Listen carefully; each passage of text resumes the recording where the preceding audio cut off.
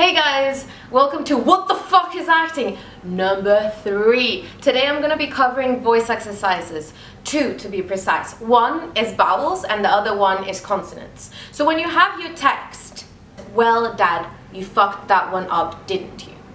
Excuse my French, because I'm going to be using that swear word throughout. Sorry.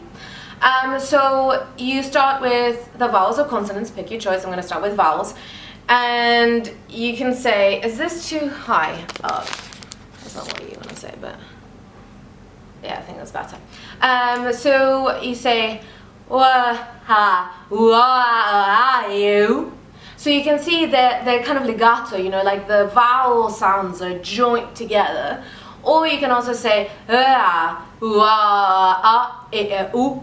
which are more like by themselves. You may have noticed that I used the intention of the character, and it wasn't just ew. What is more useful for you? Explore the two options. Whichever you get more insights on the character, use that one. Another thing, always have a notebook by your side, because you will have ideas, like be it in riding the public transportation or walking down the street, taking a shower. And more likely, doing these exercises that I'm sharing with you, you're going to get insights on how the character thinks, what they feel like towards another character, towards the space they are in. These are all questions we're going to be touching upon in other videos. But always have a notebook where you can paste images and write down quotations, doodles, drawings, whatever informs your character or your perception of the character. Another thing is you never really become the other character. Basically, what I'm trying to say is that there's always a side or a percentage of your brain that is aware that you are still yourself. It's just that in that moment you're on stage or you're on set or you're in the audition room. So that's just an interesting point, you know, is that idea of like, you don't have to forget that you're yourself. Like when I was starting out, I was like, fuck, sorry again. Like, you know, there's still a part of me that thinks I am me. Like, does that mean I'm not the best actor I can be? Because clearly there's still a part of me that's very me. And I say, no, that will always be you. It's just that you're allowing yourself to view the world from another perspective completely and give yourself completely to that, as in like the commitment and the strength and the determination to be there, to like honor the character, to honor the story. That doesn't mean that you suddenly stop being yourself. Like if there's an emergency, you will be able to break character and get out. Do you know what I mean? If there's a fire, whatever. Toquemos madera. Let's touch wood that doesn't happen. Okay. Back to the exercise. Another thing you might consider is starting the exercise from your natural accent, and then if there's an accent that your character has, once you'll be working in parallel developing the accent. If you're auditioning for drama schools, then do not use an accent if you can, because more likely than not you haven't trained before, so perhaps using an accent might throw you off a little bit. So just use your accent. It's very good. Whatever it is, I promise you. Unless, like for instance, I'm Peruvian. I've grown up listening to Peruvian accents, so I could do the Peruvian accent like this. But I didn't use an accent for my drama school auditions, and it went just fine. So that's my tip for drama school auditionees. However, if you're doing a play or a film, so you start with your neutral or your normal accent, and then you can also do the vowels and consonants exercises into the accent, which are very useful to solidify the accent that you've been practicing. So say that it's a bit like Emily, a bit like street London, so you say, you know, just multicultural English, multilinguistical English. I'll put the description there. So you say, well, dad. So suddenly it's not, well, dad. Well, dad. So, it's a bit different than, And it's in those tiny differences that an accent is believable. And You guys know that. So now we've done vowels, let's do the consonants. And you can, and just as we did with vowels, it's w, l, d, d.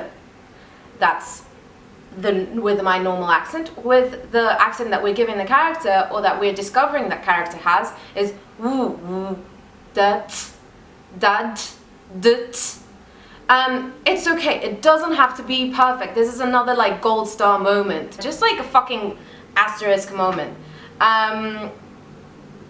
The whole point of rehearsing is to get it wrong, to like fail. And even the word failure is just an illusion, because you know, you just keep learning, and that's the whole point. You play.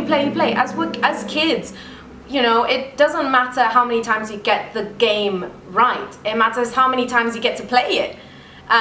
You know, be it like any ball games or whatever.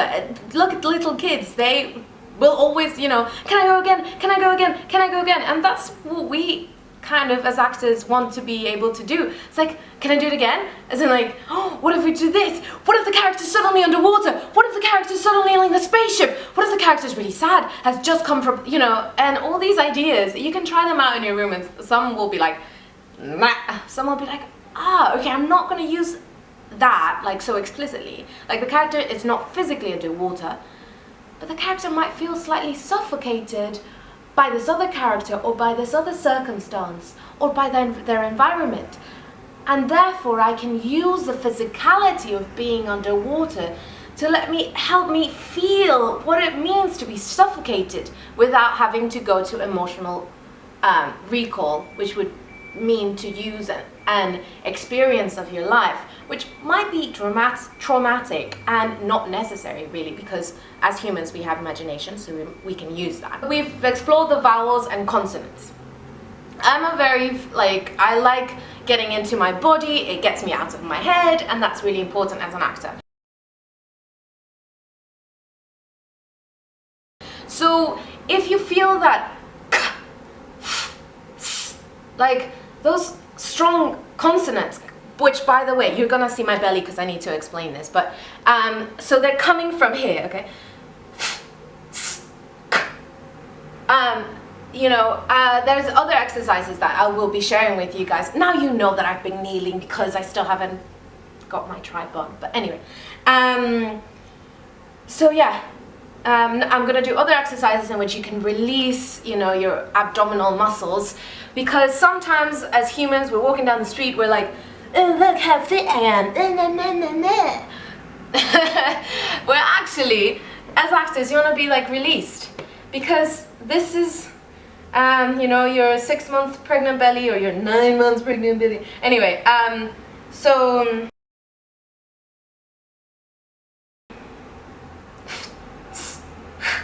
like these are the muscles that help you project, sustain your voice and let your voice reach the last row with as much clarity as fucking possible. Because those people in the last fucking row deserve to get as good a show as the people sitting in bloody front row. Amen. So another add-on that I want to do is, if you're doing the exercise in front of a wall, the vowels and consonants, you can picture a beautiful bullseye target. And so it's that, honestly, you do not need a drawing. I just wanted to make clear what it looks like. And you just visualize that bullseye target, and you can see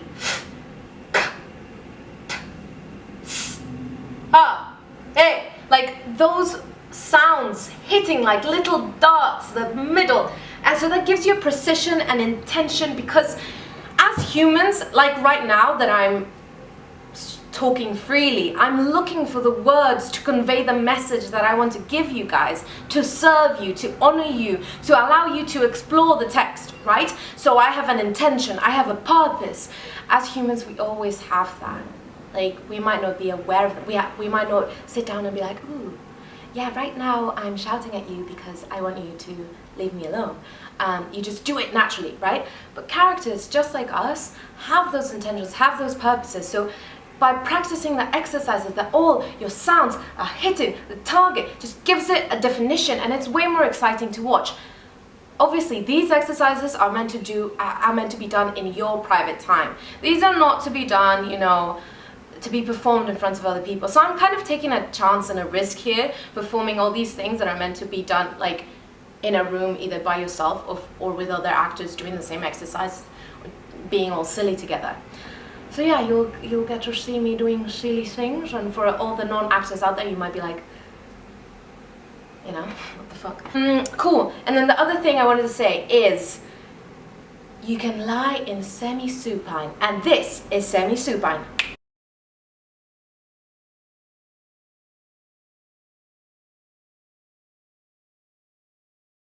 And when you're lying there, you can picture